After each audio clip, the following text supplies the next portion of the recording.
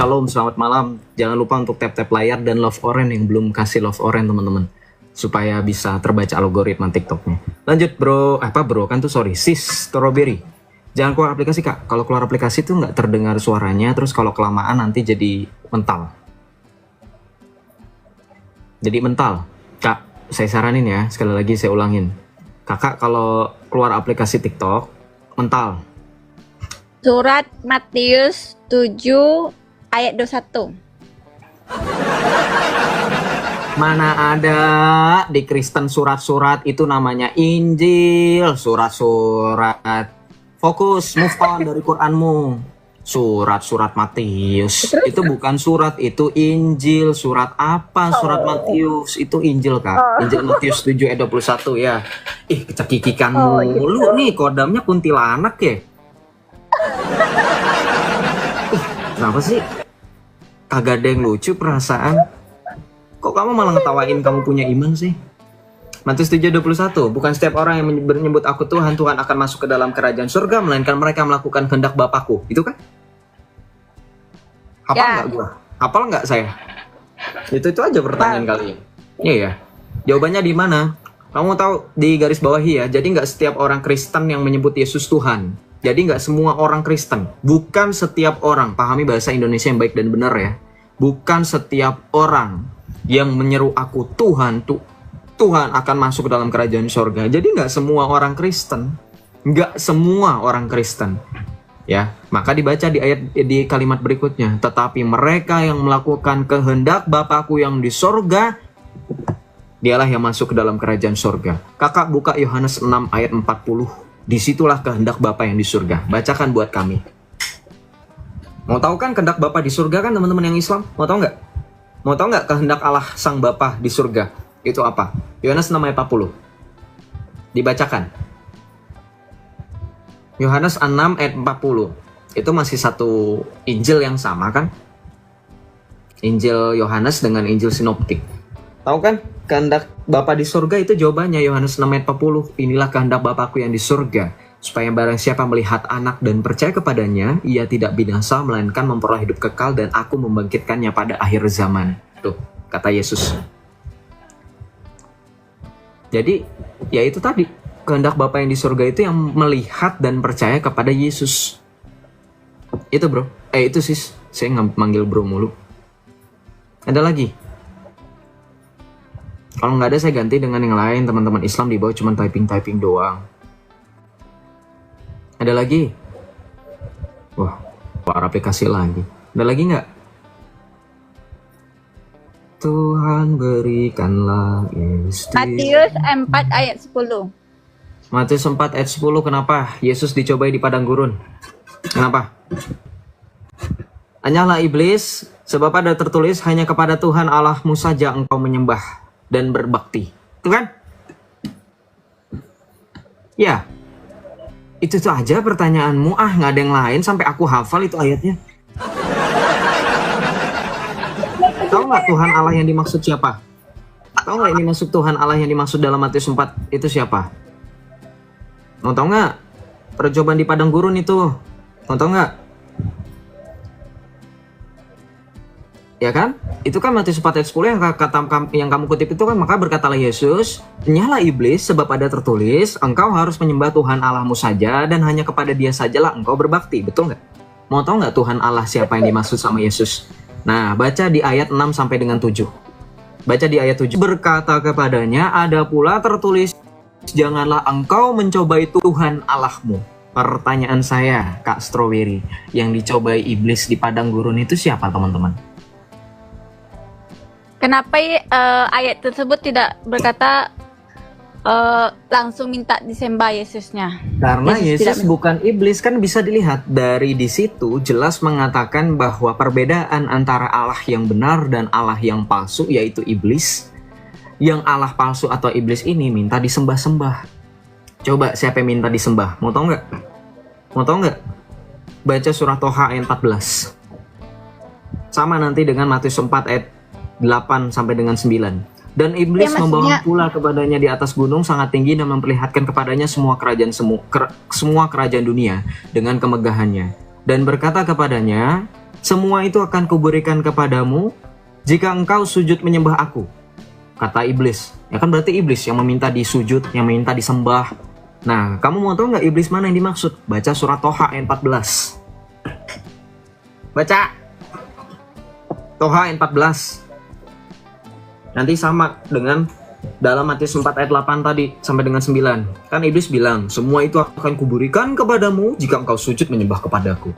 Baca surat Toha ayat 14. Nanti nyambung di situ. Sungguh aku ini Allah Tuhanmu. Dan? Tidak ada Tuhan selain aku. Dan? Sembahlah aku dan laksanakanlah sholat untuk mengingat aku.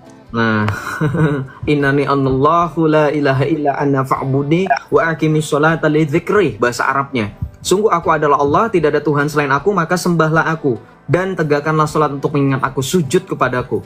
Bandingkan dengan Matius 4 ayat 9 tadi. Dan iblis berkata kepadanya, semua itu akan kuberikan kepadamu jika engkau sujud menyembah aku.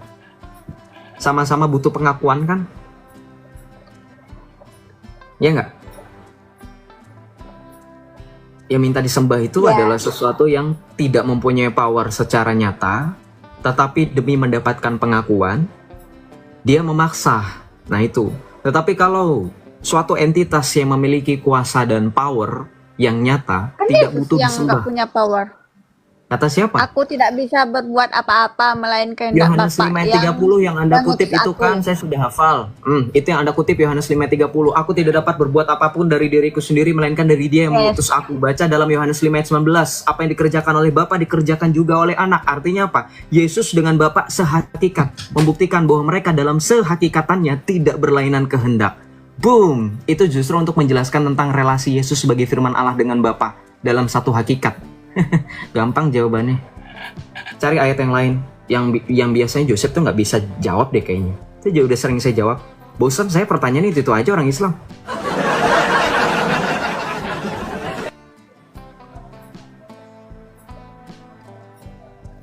Jadi kalau misalkan Anda mengutip Yohanes 5 ayat 30, itu satu perikop dengan Yohanes 5 ayat 19. Nggak percaya, buka Alkitab. Jangan buka Google, makanya Google kan buatan kafir, antek Yahudi. Karena Ngapain kamu ayat pakai-pakai? tentang Tritunggal, sedangkan di Alkitab hanya Tuhannya Esa, bukan Tuhan Tritunggal. Kata siapa? Nggak ada Tritunggal. 1 Yohanes 5 ayat 7. Sebab ada 3 yang memberi kesaksian di sorga, Bapa, Putra, dan Roh Kudus, dan ketiganya adalah satu. Dan ada 3 yang memberikan kesaksian di bumi, darah, air, dan roh, dan ketiganya adalah satu. 1 Yohanes 5 ayat 7. Matius 28 ayat 19-20. Pergilah dan jadikanlah semua bangsa muridku dan baptislah mereka dalam nama Bapa dan Putra dan Roh Kudus, dan ajarlah segala sesuatu tu onoma, dalam satu nama tetapi 3 pribadi. Satu hakikat 3 pribadi, itulah Allah Tritunggal. Kau memahami Allah Tritunggal 3 Allah gitu? Enggak. Tritunggal Markus adalah Allah yang esa. 12:29. Kenapa? Markus 12:29. Shema Yisrael Adonai Elohinu Adonai Ehad. Aduh, yang dikutip itu mulu, lari-lari ayat. Sudah hafal saya semua dengan ayat-ayat kamu yang akan mengajukan. Iya, Shema Apa Yisrael perbedaan Adonai Esa dengan Elohinu Adonai Ehad. Jawab Yesus, hukum yang terutama ialah dengar hai orang Israel, Tuhan Allah kita, Tuhan itu Esa. Sampai hafal saya, itu ayat-ayatnya itu doang yang kalian bisa. 1 Timotius 2 ayat 5, sebab Allah itu Esa dan Esa pula perantara antara Allah dengan manusia, itu manusia Kristus Yesus. Tuh, Allah itu Esa dan Esa pula perantara antara Allah dengan manusia, itu manusia Kristus Yesus. 1 Korintus 8 ayat 6. Namun bagi kita hanya ada satu Allah saja, itu Bapa, yang daripadanya berasal segala sesuatu dan yang untuk Dia kita hidup, dan satu Tuhan saja, yaitu Yesus Kristus, yang olehnya segala sesuatu dijadikan dan untuk Dia kita hidup. Tuh, selesai. Apalagi? Jawabannya ada di Alkitab. Sebenarnya itu urusan kamu mau baca apa enggak, penuh hikmat atau enggak. Tapi kalau kamu membaca dengan untuk hanya mencari-cari kesalahan, selamat. Itu yang pernah saya hadapi ketika saya masih jadi Islam. Dengan otak saya bebal, saya tidak menerima Roh Kudus, saya tidak ada penguasaan diri, saya tidak ada hikmat. Nah di situ, kalau kamu mau memahami Alkitab dengan cara komprehensif dan dengan cara yang benar-benar seperti para rasul memahami Kristus, maka hanya pengakuan iman rasuli, ya kamu minta penguasaan diri dan meminta Roh Kudus supaya merengkuh kamu. Kalau memang kamu mau mencari kebenaran. Tapi kalau kamu mencari kesalahan, percayalah omongan saya, suatu saat nanti kamu jadi seperti saya, OTW. Kenapa? Saya sudah bilang alasan saya murtad bukan karena uang, bukan karena cinta, justru karena saya benci. Sesuai dengan pepatah, benci lama-lama jadi cinta. gitu. Ya kan? Kalau kita membenci sesuatu terlalu berlebih, nanti kita lama-lama akan jadi cinta. Seorang haters itu bisa jadi fans yang terobsesi. Nah itu. Kalian hater sama Yesus nggak apa-apa. Kalian itu lebih obses daripada pengikut Yesus sendiri. Kenapa? Karena dengan kalian membenci Yesus, kalian mencari-cari setiap harinya. Kesibukan diri kalian itu untuk mencari-cari apa sih yang ada di diri Yesus. Sehingga mau tidak mau memaksa diri kalian secara tidak sadar, ya, mantengin mulu kan. Alkitab dibacain, dikupas satu-satu. Padahal seharusnya di dalam iman kalian itu apa yang dikatakan Alkitab itu dikatakan sudah diubah dan dipalsukan. Buat apa? Diurusin. Ini jadi blunder. Apalagi pertanyaannya Bu Strawberry? Yang lain dong pertanyaannya kalau tidak kan berarti ada ayat Esa, berarti ada juga ayat Tritunggal, begitu? Tritunggal itu Allah yang esa. Sejak kapan Tritunggal Allah ada 3? Makanya saya tanya sama kamu. Dari pengertian mana kamu memahami Tritunggal itu Allah 3? Imam Al-Ghazali dalam Rosailnya mengatakan Tritunggal tidak syirik. Walaupun Imam Al-Ghazali tidak memahami Tritunggal seperti bagaimana bapak-bapak gereja mengajarkan. Nanti kamu dengarkan perkataan Profesor Dr. Haishan M. Bagir. Beliau seorang dosen jurusan filsafat Islam Universitas Indonesia. Mengutip suatu ulama, tokoh cendekiawan Islam bernama Imam Al-Ghazali. Dalam Rosailnya mengatakan Trinitas bukan syirik. Walaupun sekali lagi pemahamannya tidak tepat seperti bagaimana Bapak Gereja mengajarkan tentang Tritunggal dan bagaimana Alkitab mengajarkan tentang Allah Tritunggal. Tetap Allah Tritunggal itu adalah Allah yang esa. Bukan kami kemudian membagi-bagi Allahnya jadi terbagi ada 3, bukan. Mereka dalam satu hakikat. Gitu. Makanya kalau misalkan Anda lihat bagaimana orang Kristen Arab itu mereka membuat tanda salib. Mereka membuat tanda salib dengan mengatakan Bismillah wal Ibn waruhil Qudus al-ilahi wahid. Kata terakhir ini digunakan untuk menyatakan Allah yang esa, Allah yang satu. Gitu. Al-ilahi wahid. Bismillah dalam nama Bapa, wal Ibn dan Putra, waruhil Qudus dan Roh Kudus, al-ilahi wahid. Allah yang satu, Allah yang esa. Dan makanya orang-orang Islam di Timur Tengah ketika mereka melihat orang Kristen Arab membuat tanda salib seperti itu, terutama orang-orang Katolik Maronite yang kebanyakan tinggal di daerah Arab, nggak keberatan dan mereka tidak mengecap mereka kafir karena telah menyatakan Allah ada 3. Kenapa ini menjadi salah? Karena kalian ada dalam dalil kalian itu kan mengatakan laqad kana lakum fi Rasulullah itu mah suri Tauladan, sorry salah kutip. Duh, otak gua asal jeplak aja, sorry. Laqad kafarul ladzina qalu innallaha tsalitsu tsalatsah. Nah, ini yang saya maksud ayatnya. Sungguh telah kafir orang yang mengatakan Allah salah 3 dari yang 3. Itu salah. Quran kalian itu menjelaskan tentang triteisme, bukan Tritunggal. Beda. Triteisme dengan Tritunggal beda. Triteisme ya jelas Allah ada 3, tapi Tritunggal Allah yang esa, dan dalam kebagaimanaan Allah yang esa dijelaskan dalam Tritunggal. Itulah Allah yang kami imani. Begitu. Jadi makanya pemahaman tentang Allah itu tidak dapat orang Islam mengklaim bahwa mereka juga memahami Allah. Makanya orang-orang cendekiawan Islam seperti para ulama dan para tabi'ut tabi'in, para sahabat-sahabat generasi keberapa gitu ya, termasuk Imam Asy'ari dan Ibnu Taimiyah itu mereka tidak dapat menjelaskan Allah. Makanya nanti Imam Asy'ari akan jatuh kepada pemahaman Helenistik, filsafatnya Neoplatonis, ya, bersamaan dengan Imam Al-Ghazali, Arabi, dan Ibnu Sina juga. Ibnu Taimiyah itu nanti akan mepet-mepet ke Kristen, memahami bahwa Allah berjizim, tetapi perbedaannya Ibnu Taimiyah tidak mau mengakui itu. Makanya saya bilang teman-teman Islam, kalau kalian belajar tentang bagaimana akidah kalian, konsep ketuhanan kalian nggak akan menemukan suatu jalan yang pas. Karena apa? Karena masih berkembang sampai dengan sekarang. Makanya nanti ada konsep tambahin dari Nur Muhammad. Makanya kemarin Zuma apa kayak gitu. Itulah gitu Kak Strawberry. Jadi kalau misalkan saya ditanyakan kenapa saya murtad, ya itu alasannya. Gitu. Kalau misalkan hadapin saya dengan mengatakan lam yalid wa lam yulad, lam itu kan artinya dia tidak beranak dan tidak diperanakan, saya juga bisa jawab gitu. Allah yang Maha Kuasa masa menjawab tuduhan orang-orang kafir yang mengatakan Allah beranak, cuman bilang, "Oi, gua nggak beranak dan tidak diperanakan." Lebih rendah daripada makhluknya. Banyak makhluk ciptaan Allah yang bisa beranak tanpa adanya pembuahan, tanpa adanya proses perkawinan antara yang jantan dan maupun yang betina. Apa itu? Amuba, salah satu contohnya. Belum lagi kalau kita berbicara mengenai tumbuh-tumbuhan, jamur-jamuran. Mereka bisa berkembang biak tanpa adanya perkawinan. Sedangkan tuduhan yang katanya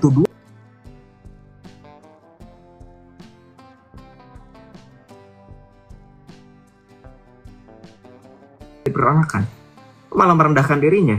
Padahal kita harus tahu secara saintis, karena kan kebanyakan teman-teman Islam mengklaim bahwa Quran sains ya, sejalan dengan sains. Apa kalian tidak tahu dalam ilmu pengetahuan alam dalam biologis, itu banyak makhluk hidup yang bisa berkembang biak mempunyai anak tanpa ada pasangan. Amuba salah satunya tadi. Dalam lagi kalau kamu baca dalam surah Al-An'am 101, gitu, dikatakan apa? Bagaimana mungkin Allah pencipta langit dan bumi mempunyai anak padahal dia belum mempunyai istri atau tidak mempunyai istri? Nah itu kan juga aneh. Itu juga membantah kan.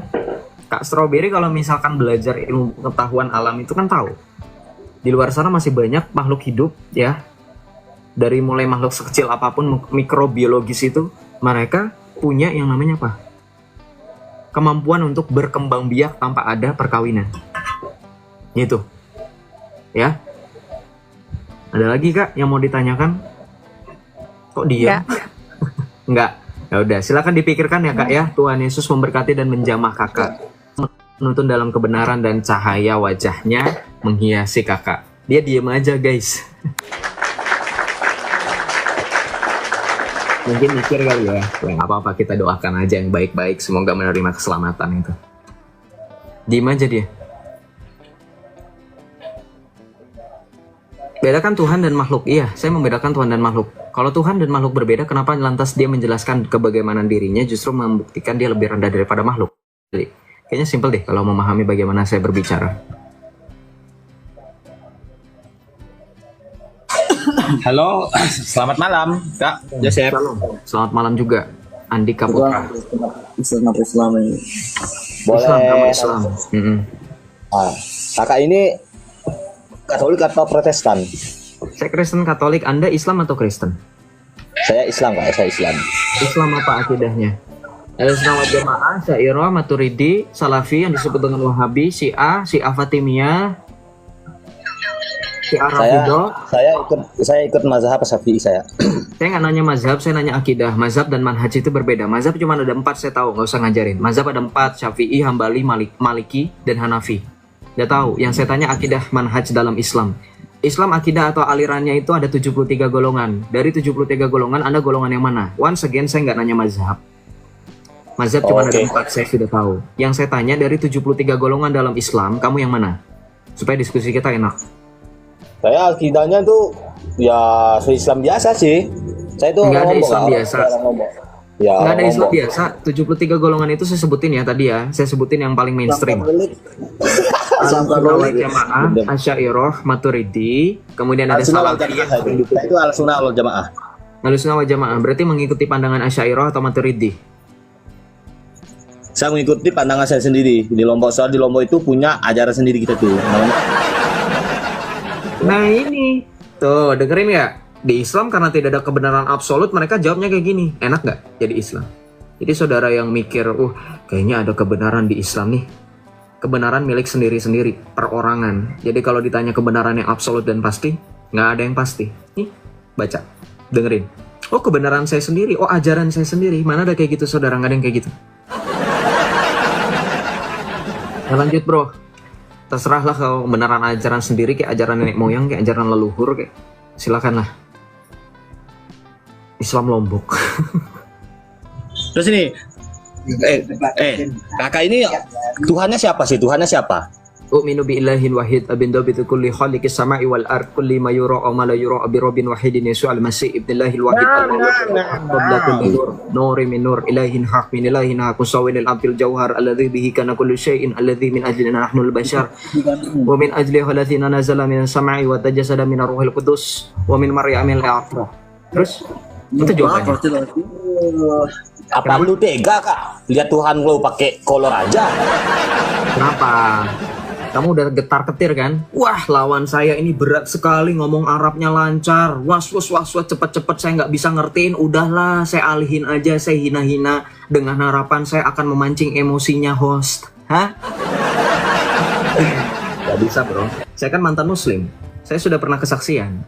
Kalau kalian cuma berani berlindung di balik akun kalian yang palsu, ya, saya sudah pernah menghina, mencaci Tuhan Yesus di hadapan pengikutnya pada saat itu. Secara mata dengan mata, muka dengan muka, mulut dengan mulut, ludah ketemu ludah. Arti ludah ketemu ludah, ya muncrat sekalian saya kata-katain. Kalau kamu kan cuma berada di sosmed, terus apa?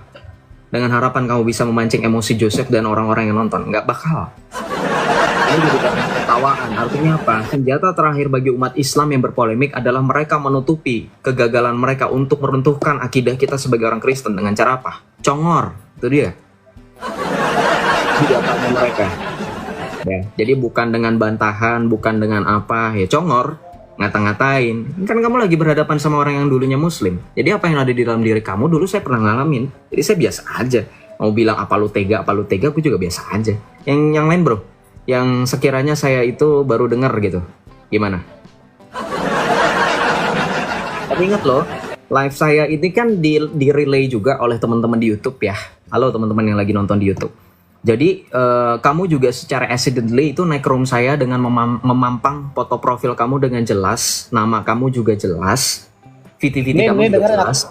Jadi kalau misalkan kamu menghujat, saya kasih tahu aja resikonya. Mungkin di luar sana saya tidak bisa membendung ada orang yang mau melaporkan kamu kalau misalkan nanti penghujatan kamu sudah parah. Gitu aja sih, saya ngingetin aja. Aku nanya nih, jawab. Sebutkan di Alkitab, di salah satu ayat di Alkitab yang menjelaskan Yesus itu Tuhan. Jelaskan aku. Oke, saya ulangi. Sebutkan di dalam satu ayat Alkitab yang menjelaskan Yesus itu Tuhan. Gitu ya? Ya. Itu aja pertanyaan. Ada nggak? Dengerin saya. Saya jawab, udah nggak usah banyak omong. Kamu minta saya jawab kan? Ya udah dengerin saya jawab. Yohanes 20 ayat 28. Kata Thomas kepada Yesus, ya Tuhanku dan Allahku. Itu menjelaskan Yesus adalah Tuhan. Clear? Gue udah bilang bro, lu kelasan lu kayak gini. Allah dan Tuhanku lah, Allah itu Tuhan, bukan Yesus lah Tuhan. Coba ulang kata-kata. Yang ngomong itu bukan Yesus nih, sama kayak Zuma kan? Sama kayak Zuma saudara, waktu itu kemarin. Lo nonton nggak di live saya sama Juma? Juma juga sama. Oh itu kan perkataan Yesus yang ngomong aku, ya Tuhanku dan Allahku, berarti itu Yesus Tuhannya Allah. Padahal yang ngomong Thomas. Thomas itu kenapa kau mati? Dengerin, karena kamu congor. Saya nggak mau orang pada pusing. Kamu cuma bisa congor kan? Yohanes 20 ayat 28. Kalau kau takut debat, takut tidak bilang tai. Nggak usah kau mati-matikan mikrofon. Turun aja bro, kasihan. Apa? Dipikir bakal bikin Joseph juga bakal maki-maki kamu? Nggak bakal. Saya sudah bilang, kalau yang nonton 20 orang lu boleh deh ya maki-maki gue di sini, gue dengerin. Yang nonton 1.400 orang, kasihan nanti penonton saya pada protes. Joseph, saya kemarin masuk rumah sakit, masuk UGD karena pala saya puyeng. Kenapa? Habis dengerin tamu di room kamu Joseph, nggak bisa apa-apa, cuman bisa congor doang, sakit kepala saya.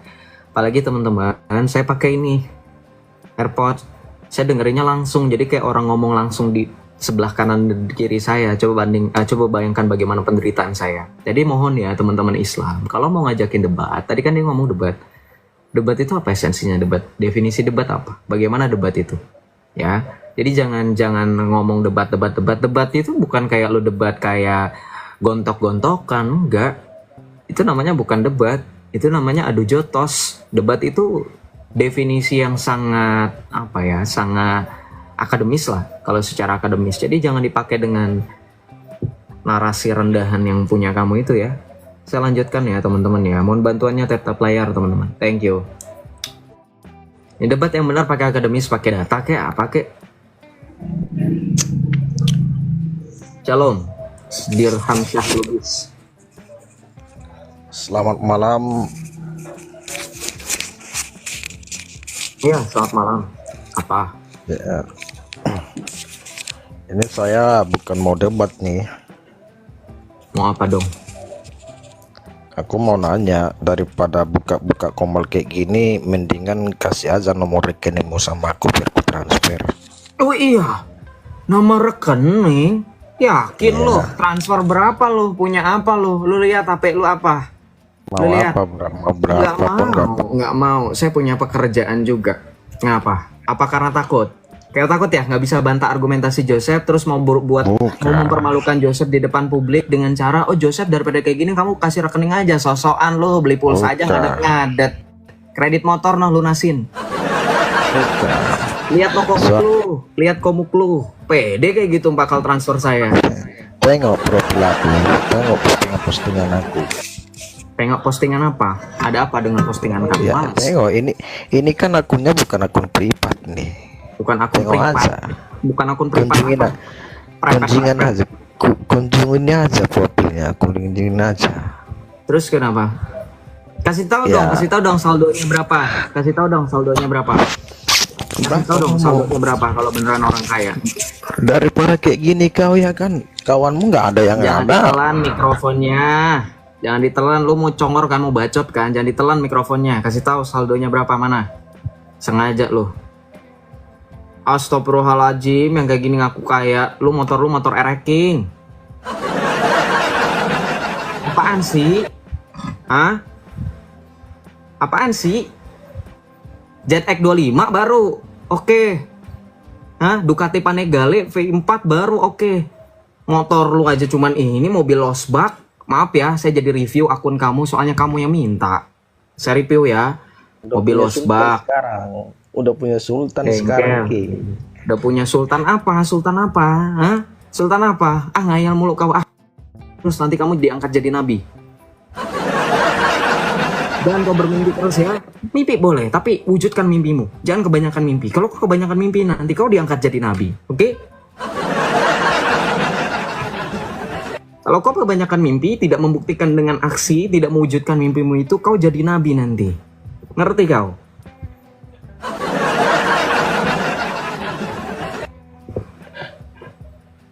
Boleh bermimpi teman-teman, boleh bermimpi. Tapi jangan keterusan. Wujudkan mimpimu dengan aksi nyata. Kalau kau kebanyakan bermimpi tanpa ada aksi, cuma mimpi aja kerjaanmu. Siang, malam, pagi, mimpi terus. Nah, kau itu jadi nabi nanti. Wah, abang, panas. Mau laporin Joseph. Coba Joseph ada nebut nama nabi nggak? Nabi banyak loh. Nabi palsu kah? Nabi yang manakah? Ayo.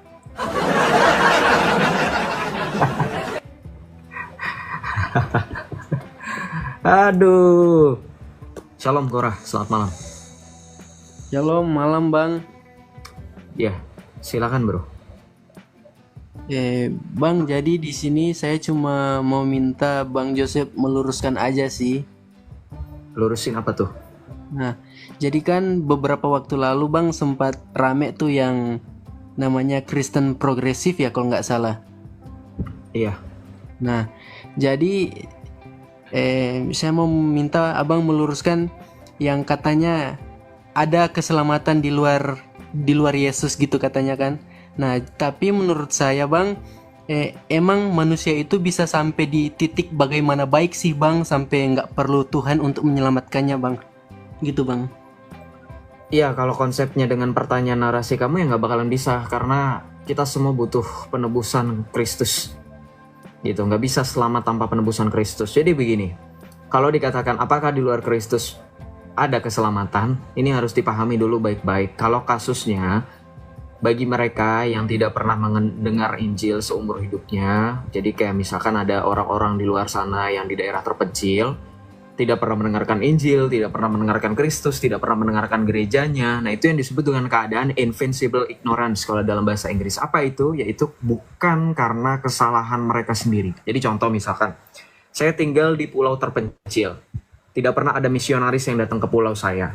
Tidak pernah ada orang yang menginjili saya dan kaum-kaum saya di pulau terpencil itu. Lantas apa yang terjadi? Tuh, ya kita dilihat bagaimana hati nurani kita. Gitu. Masih bisa mendapatkan keselamatan. Bisa mendapatkan keselamatan tetapi belum pasti. Hanya hak prerogatif Allah. Kenapa kita bisa mengatakan demikian? Nah, ini yang berbeda dari Kristen progresif ya. Kalau Kristen progresif itu kan dia itu memukul rata semua orang. Jadi semua orang yang sudah tahu Kristus satu-satunya jalan keselamatan, sudah tahu gereja yang didirikan Tuhan Yesus hanya di atas Rasul Petrus, kemudian kemudian menyangkal dengan sadar diri, menolak dengan penuh kesadaran diri. Kalau Kristen progresif itu sebutnya selamat gitu. Tapi kalau berbeda dengan bagaimana kita mengimplementasikan ajaran gereja berdasarkan dalil Alkitab bahwa Allah menghendaki supaya semua orang diselamatkan. Jadi kasus di sini harus dicatat gitu. Keselamatan itu bisa merengkuh bagi mereka yang memang bukan karena kesalahan mereka sendiri, tidak pernah mengenalkan Kristus dan Injilnya. Gitu. Tetapi dalam katekismus gereja Katolik dikatakan tetapi dengan sungguh-sungguh hati mereka mencari, mendengar suara kebenaran Allah gitu. Jadi itu yang perlu dicatat. Jadi kalau misalkan kasusnya ada orang Islam udah dengerin Kristus itu adalah Tuhan, Allah itu sendiri, firman Allah yang menjadi manusia, dia adalah satu-satunya kurban penebus dosa, satu-satunya juru selamat, satu-satunya Allah yang benar. Tapi dengan kesadaran diri mereka masih menolak gitu. Nah, itu yang disebut dengan menolak rancangan keselamatan dari Allah, dan itu yang binasa. Tapi kalau tadi kasusnya kayak tadi saya kasih contoh, misalkan anggap saya itu orang yang tinggal di pulau terpencil, tidak pernah ada misionaris datang ke pulau terpencil yang saya dan kaum saya tinggali, tidak pernah ada penginjil yang menginjili saya dan kaum saya di tempat pulau terpencil itu, maka tadi bisa mendapatkan keselamatan. Tapi nggak pasti loh ya, gitu. Yang bisa memastikan hanya Allah. Kenapa saya bilang bisa? Karena Allah sendiri yang mengatakan, karena firman Allah sendiri yang mengatakan, gitu. Ya, Rasul Paulus pun mengatakan demikian dalam 1 Timotius 2 ayat 3 sampai dengan 4. Coba dibuka. Inilah yang berkenan di hadapan Allah Tuhan dan juru selamat kita, yaitu yang menghendaki supaya semua orang menghendaki supaya semua orang diselamatkan dan memperoleh pengetahuan akan kebenaran. Sorry. Saya kelibet-libet. Jadi begitu ya, Bro Korah. Gitu. Dasarnya seperti itu dulu. Jadi yang progresif ini salahnya mereka menganggap bahwa semua dipukul rata. Baik yang sudah mendengarkan tentang Kristus tetapi masih menolak Kristus, mereka katakan selamat asal perbuatan baik. Nah, itu yang salah.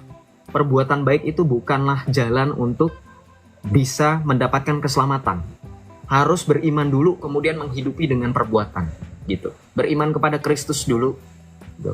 Ketika kita beriman dan percaya, kita menerima sakramen baptisan. Gitu. Iman yang disertai dengan percaya tadi, muncullah dari hati kita kesungguhan hati untuk dibaptis. Ketika kita sudah selesai dibaptis, kita kemudian menjalankan kehidupan kita dengan melaksanakan sakramen-sakramen gereja dan menghidupi iman kita dengan perbuatan. Apa perbuatannya Joseph? Yaitu hukum kasih yang Tuhan Yesus katakan. Kasihilah sesamamu, kasihilah musuhmu, dan berdoalah bagi mereka yang menganiaya kamu. Itu kan perbuatan.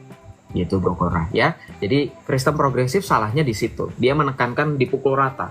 Semua orang baik yang sudah ataupun belum mengenal Kristus, asalkan dia berbuat baik, dia bisa selamat. Itu yang salah. Gitu. Karena kalau sudah mengenal Kristus tapi menolak, apa kata Tuhan Yesus? Binasa, mati dalam dosa-dosa.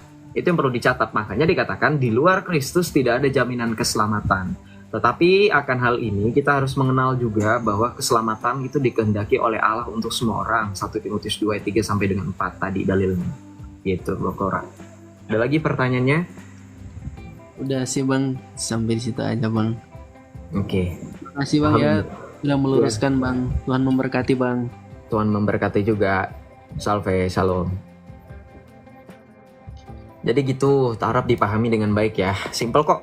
Karena kan ketika Tuhan Yesus datang, Tuhan Yesus memberikan amanat agung kepada para rasul dan para penerus. Gempa di mana, guys?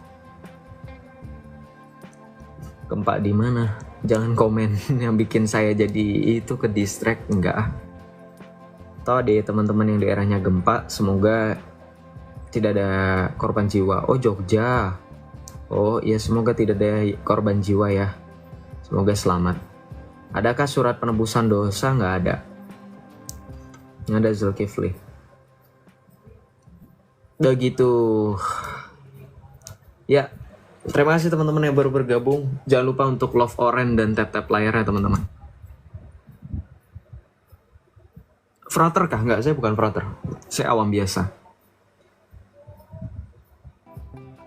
Saya awam biasa.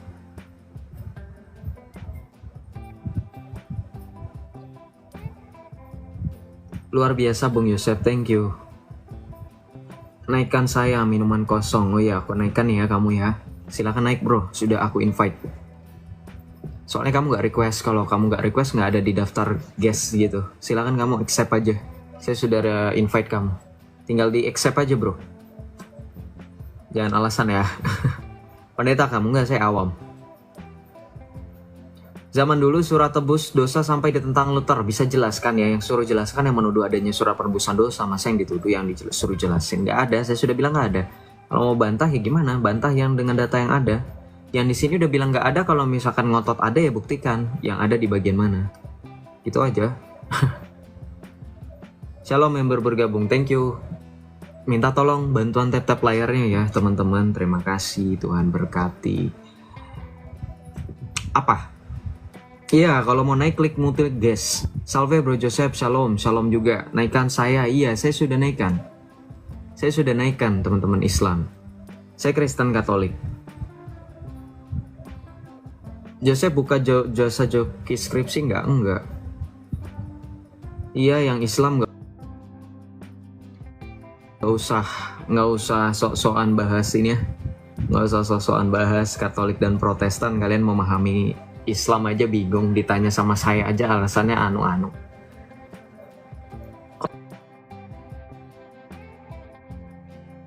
Pengecut. Kamu itu request. Kamu nggak request, jadi saya undang langsung tuh. Terima. Banyak yang komen kayak gini teman-teman, tapi nggak request, jadi saya bingung. Salve Kak Joseph, salve. Salve teman-teman yang baru bergabung. Request bro, udah diundang nih, Mas Abi. Woi Abi. Palkor, orang Islam pada palkor. Sudah, jadi gini teman-teman, kalau misalkan mereka emang gaptek gak bisa klik multi guest, host akan bisa langsung undang mereka, tapi tinggal nunggu mereka untuk accept undangan dari saya sebagai host. Tapi dari tadi mereka nggak ada yang accept gitu, jadi mereka nggak mau gitu. Oh, ibu mempesona, diamin aja. Masih teman-teman yang baru bergabung. Nggak mau kan si Abi Celok? Coba aja lu undang. Gue udah undang dia, nggak mau dia. Semangat Kang Joy. Tuhan berkati, semangat juga Kang Sudi. Terima kasih teman-teman. Joseph bisa tolong menjelaskan maksud menghujat Roh Kudus? Ya, menghujat Roh Kudus itu simpelnya ketika Anda sudah tahu Anda salah dan tidak mau bertobat, itu masuk dalam penghujatan akan Roh Kudus. Menghujat Roh Kudus juga bagi mereka yang sudah terpanggil. Semisal saya waktu itu Islam ya. Kemudian saya terpanggil oleh Tuhan Yesus supaya menerima Dia sebagai satu-satunya Tuhan dan Juru Selamat. Roh Kudus sudah merengkuh saya gitu kan. Itu juga bisa menghujat Roh Kudus. Jadi menghujat Roh Kudus itu nggak cuma ngata-ngatain Roh Kudus secara langsung, dasar Roh Kudus begini, enggak. Tapi ketika Anda sebagai orang Kristen, dikatakan dalam Alkitab kan hiduplah kudus gitu. Sempurnalah kamu sama seperti Bapamu yang di surga adalah sempurna. Jadi sebagai orang Kristen, kita memahami bahwa ketika kita hidup menjadi orang Kristen bukan berarti kita bebas berbuat dosa, tetapi justru kita takut akan dosa. Kenapa? Karena dikatakan bahwa kehendak bebas kita masih ada. Gitu. Jadi kita bisa menerima apa yang baik dan apa yang buruk gitu. Kita bisa memutuskan mana yang baik dan mana yang buruk. Nah, ketika kita berbuat dosa tetapi kita tidak kemudian mengakui dosa kita, tidak bertobat, tidak mengulangi dosa kita yang kita lakukan, itu juga bisa masuk dalam menghujat Roh Kudus. Gitu. Itu simpelnya. Kayak misalkan misalnya ya, ada oknum orang Kristen mencuri gitu kan. Dia tahu itu salah, dia tahu oh ini mencuri ini salah, tapi saya tidak mau mengakui dosa itu, saya terus melakukan itu dan saya tidak merasa menyesal seumur hidup saya. Nah, itu menghujat Roh Kudus simpelnya. Karena Roh Kudus ini adalah Roh kebenaran, ya kan? Yang dikatakan Roh kebenaran itu yang menjaga kita untuk tetap kudus, namanya juga Roh Kudus kan gitu, ya nggak? Itu jadi terus kalau kasusnya orang itu bertobat gimana ya? Itu bukan menghujat Roh Kudus gitu. Bukan kemudian kita nggak boleh berbuat dosa sama sekali. Yang namanya manusia itu kan tadi saya bilang kehendak bebas kita masih ada. Kita masih bisa menentukan, memilih mana yang baik, mana yang buruk. Dalam kekristenan kehendak bebas kita tidak diatur oleh Allah.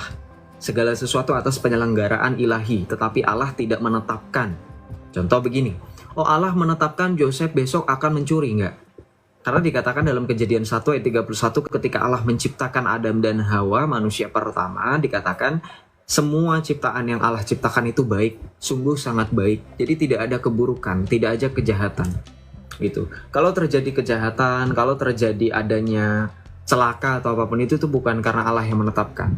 Tapi Allah yang membiarkan, mengizinkan itu terjadi karena itu atas penyelenggaraan ilahi.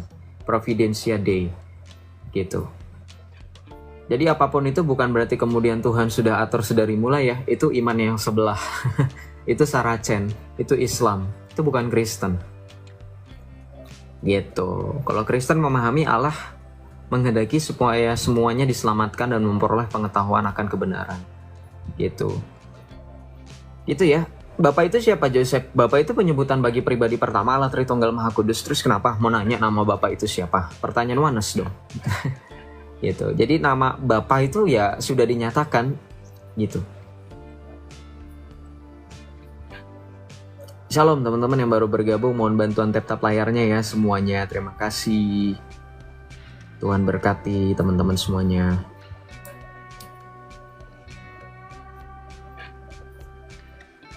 Salve Jos, boleh bahas api penyucian secara literatur dan tradisi? Boleh. Di mana? Di sini atau mau di WhatsApp lo? Gue bisa blast ke WA, jadi nanti lo baca aja. Bapak itu bukannya suami dari ibumu, bukan. Bapak itu penyebutan Allah kita yang esa, yang maha yang sumber itu. Dia adalah Bapa itu sendiri. Yohanes 8 ayat 42 dalilnya. Jikalau Allah adalah Bapamu, maka tentu kamu mengasihi aku sebab aku datang dan keluar dari Bapa. Oh di WA aja ya udah. Oke, Bro Aksanturi. Nanti gue WA abis ini ya. Gue kasih. Nanti gue kasih link Telegram untuk data-data itu ya. Salve Bang To, salve. Kenapa memilih gereja Katolik ya? Karena extra ecclesia menelas salus. Apalagi? Ya kalau teman-teman Islam mau naik ya silahkan aja naik. Itu nggak usah banyak cincong. Saya malas kalau ngadepin orang banyak cincong. Aku nggak percaya omonganmu. Memang saya bukan untuk orang yang dipercaya. Percaya itu hanya kepada satu-satunya Tuhan dan Juru Selamat yang benar, yaitu Yesus Kristus. Kebenaran milik Kristus dan Yesus adalah kebenaran itu sendiri. Jadi percaya dengan kebenaran, satu-satunya sumber kebenaran dan keselamatan itu. Jadi memang nggak perlu percaya sama saya karena saya bukan Yesus Kristus. Saya dari tadi nggak ada yang bilang. Dari tadi saya nggak bilang saya Yesus harus percaya gitu, nggak. Ya percaya sama Yesus memang. Share lock. Kenapa saya harus nge-share kunci saya? Lock itu apa? Lock itu kunci kan teman-teman. Lock pakai CK. Lock itu kunci loh. Kalau kamu bilang share lock itu berarti share kunci. Dong teman-teman Islam, tolong aja. Saya itu sengaja kemarin nggak live karena saya pengen pertama refresh otak biar nggak terlalu burn out. Kemudian juga saya malas untuk menanggapi teman-teman Islam yang selalu nggak bisa berdiskusi secara akademis gitu ya.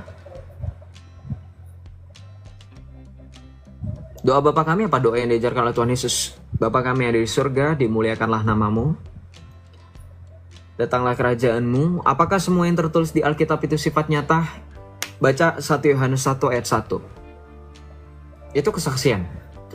Nanti Anda baca 1 Yohanes 1 ayat 1, nanti Anda baca dalam Ibrani 1 ayat 1. Setelah pada zaman dahulu Allah berbicara kepada kita dengan perantara nabi-nabi dan nenek moyang, pada zaman akhir ini Ia berbicara kepada kita dengan perantaran anaknya.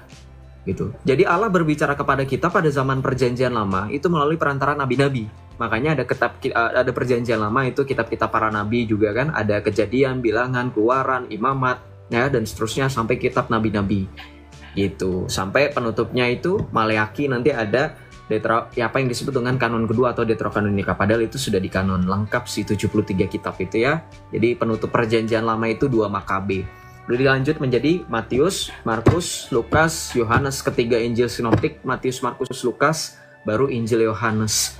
Gitu. Ditambah surat-surat dari Rasul Paulus dan surat-surat Katolik, kemudian kitab Wahyu.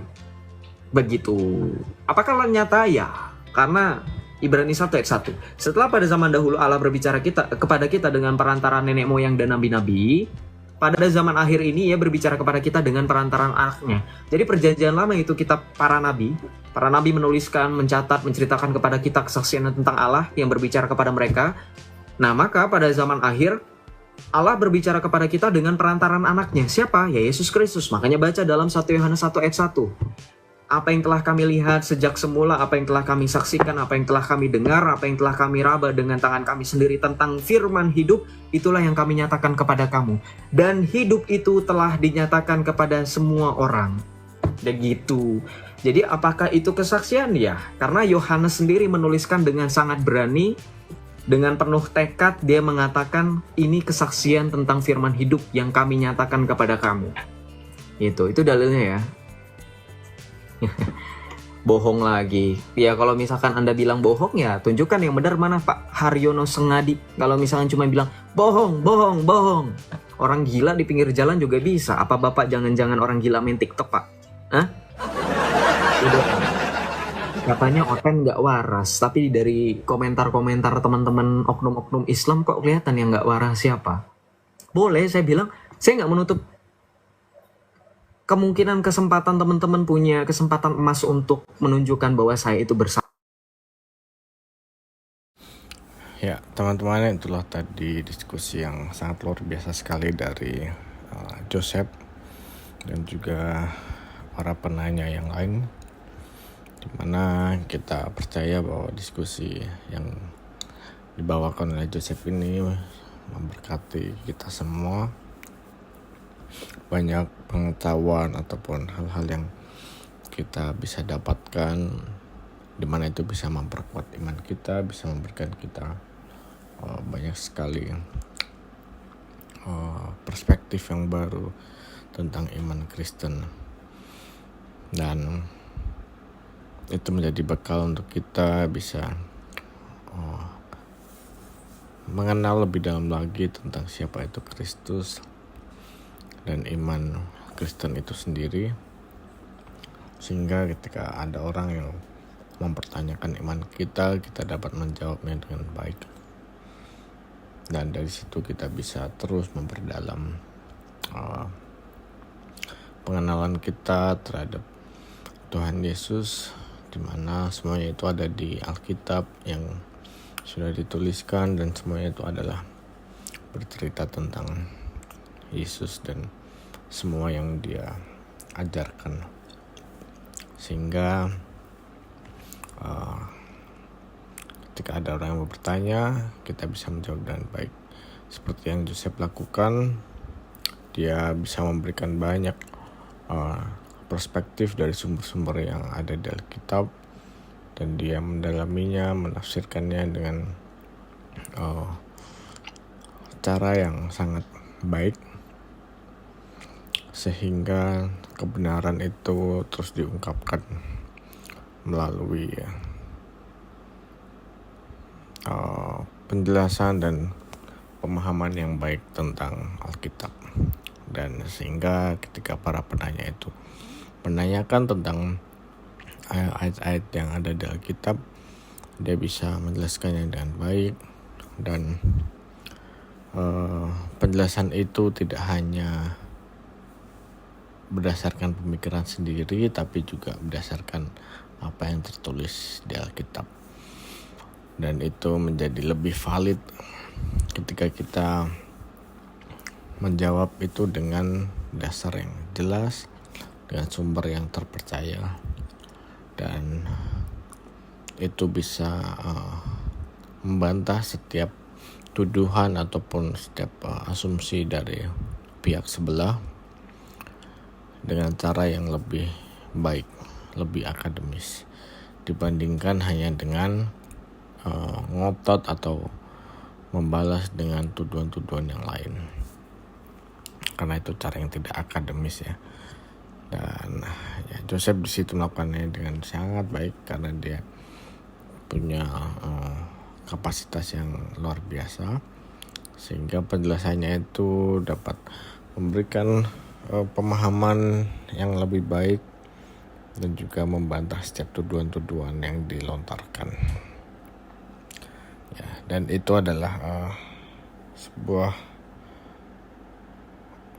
kebenaran yang diungkapkan dengan cara yang sangat baik, sehingga kita berdoa, kita berharap supaya kedepannya tidak ada lagi orang-orang yang mempertanyakan atau menuduh dengan hal-hal yang seperti itu. Dan itu adalah sebuah hasil dari pemahaman yang baik, karena tanpa pemahaman yang baik, tanpa kita mengenal lebih dalam, kita tidak bisa mendapatkan kebijaksanaan dari Roh Kudus untuk menjawab setiap pertanyaan-pertanyaan ataupun tuduhan yang dilontarkan kepada kita. Ya, seperti itu ya teman-teman. Dan semoga video ini bisa memberikan pengetahuan yang baru untuk teman-teman semua dan bisa memperkuat iman kita semua melalui penjelasan-penjelasan yang diberikan oleh Joseph. Ya, mungkin tidak hanya jawaban itu tidak hanya untuk orang yang bertanya, tapi untuk kita sendiri yang mungkin masih belajar atau masih belum terlalu punya pemahaman yang baik, sehingga kita semakin dikuatkan. Ya, itu saja teman-teman. Semoga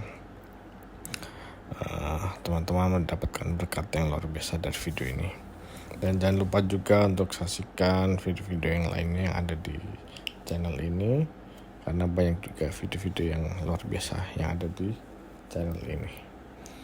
Itu saja teman-teman. Terima kasih atas dukungannya. Semoga Tuhan Yesus memberkati kita semua. Jangan lupa subscribe, like, comment, dan share channel ini dan video-videonya. Terima kasih, Tuhan Yesus memberkati. Shalom.